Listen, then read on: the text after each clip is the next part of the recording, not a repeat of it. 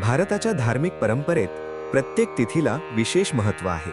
अशाच एका पवित्र दिवशी येते अंगारकी संकष्टी चतुर्थी. संकष्टी चतुर्थी जेव्हा मंगळवारी येते तेव्हा तिला अंगारकी संकष्टी म्हणतात. मंगळ ग्रहाचे दुसरे नाव आहे अंगारक, म्हणून मंगळवार दिवशी येणारी संकष्टीला अंगारक संकष्टी म्हणतात. अंगारकी संकष्टी सर्व संकष्टींपैकी अत्यंत फलदायी मानली जाते. संकटांचा नाश आणि मनोकामना पूर्तीचे हे श्रेष्ठ व्रत आहे. पुराण कथेनुसार एक गरीब ब्राह्मण दाम्पत्य या व्रतामुळे संतानसुख व समृद्धीला प्राप्त झाले. गणपती बाप्पांनी त्यांची श्रद्धा मान्य केली. दिवसभर उपवास करून संध्याकाळी चंद्रदर्शन घेतले जाते. त्यानंतर श्री गणेश पूजन आणि नैवेद्य अर्पण केला जातो.